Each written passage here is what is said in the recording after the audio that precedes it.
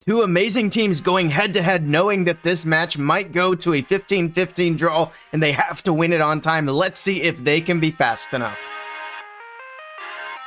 He's coming in with the Root Riders. Oh no, indeed. We got the Siege Barracks from the bottom side of the base, Queen on the right side.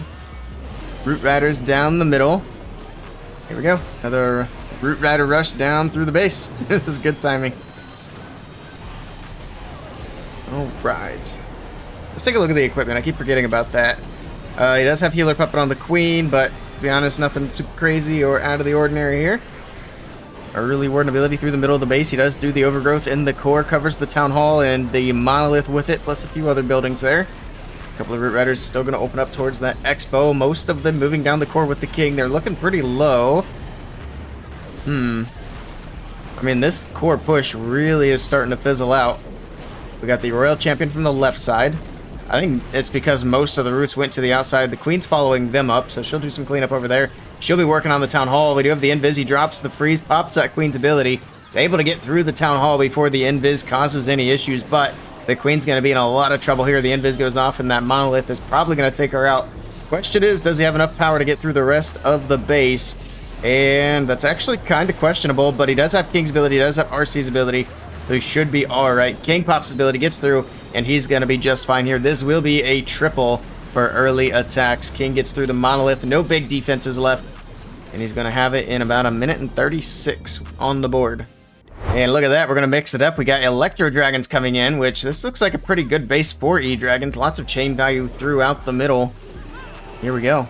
Queen on the bottom side. We got Baby Dragon on the top, and E-Dragons from the top left side of the base. We'll get some balloons in. We got the Warden in. We'll take a look at some abilities as the E-Dragons start moving their way in. And here we go. Drops in the Rage. Warden ability. Typical E-Dragon start. We'll be able to get through the enemy Queen quickly. Down she goes, pushing straight in towards this middle. Greases that single Inferno just as the Warden ability wears off. Eagle shots coming in. The defensive poison as well, and he is going to send a blimp over the top. He didn't send it in the Warden's ability, but it should be fine. Most of the traps have been cleared here, and I don't think it's going to have any issues. Drops in the freeze. He didn't freeze the Town Hall, but he did freeze the Invis Tower, which is all he needed. Mass balloons in the blimp. Take the Town Hall down. Royal Champion from the right side. The Dragons have fizzled out a bit. Heroes are not looking super hot on the bottom side either. There we go. Pop the King's ability. It's able to get through the Monolith. We got the Invis Tower that's going to be a little bit annoying here. It does go off. The King doesn't redirect. You would think that since he can't target, he would actually redirect, but he decides to go ahead and open this wall. So that's actually a good thing.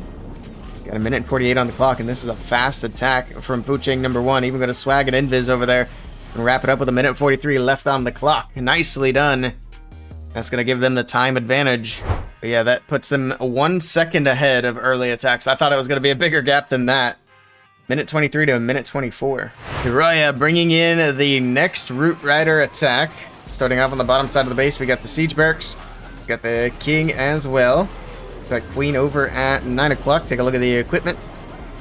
Alright, we are seeing more and more healer puppets, it seems. Especially with solo Queens on the corners.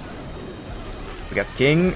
That King's taking a lot of damage already. He's going to be going down to ability here very soon. There it is. King's ability is already going off. That doesn't seem optimal to have the King taking that much damage that early into the attack. But at least he can pop his ability and move in towards the Eagle. Unfortunately, he's going to get frozen by the defensive Ice Golems. And he's not going to be able to get the Eagle down, but the Root Riders should be able to finish it off.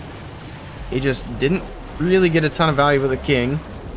King is still going, but he'll go to Phoenix here shortly. Root Riders in the meantime moving in through the middle of the base. We got the RC on that left, the multi-Inferno Tower.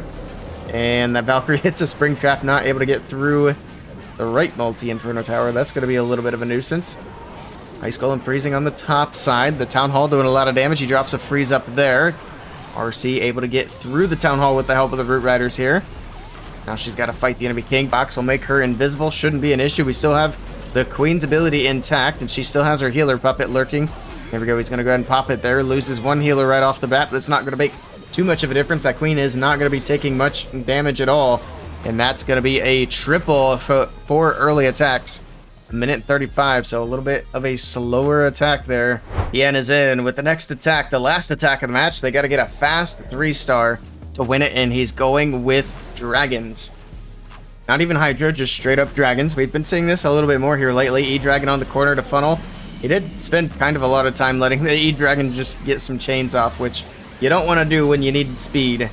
Limp over the top. Dragon's pushing in. Zapquake in the core of the base takes out a Ricochet Cannon, Poison Tower, and whatever else was there. There we go. Balloons over the Town Hall. Drops in a freeze. Able to get the Town Hall down without too much investment. Eagle on, or Dragon on the Eagle, rather.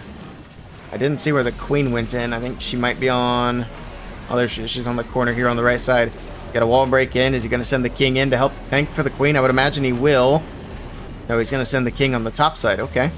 Well, the Queen shouldn't be in too much danger over there. Dragon's still pushing along the bottom side of the base. Still have the Royal Champion in the bag. Might as well send her in. There we go. RC's in on the top side.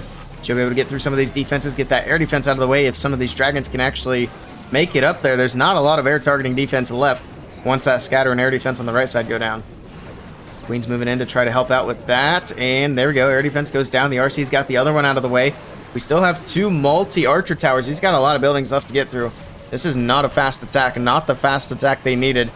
And I do believe early attacks are going to take the win here. This one was just too slow. Nice try to Fuching #1.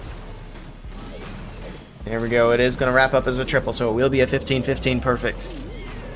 Nicely done and good try all at the same time. But here we go. We got the stats for the finish. It's going to be a minute 25 to a minute 35-second win for early attacks. And there we have it, some super speedy attacks in the current meta. If you guys want to see something a bit different, some Super Bowler Smash, I recommend checking out this video right here.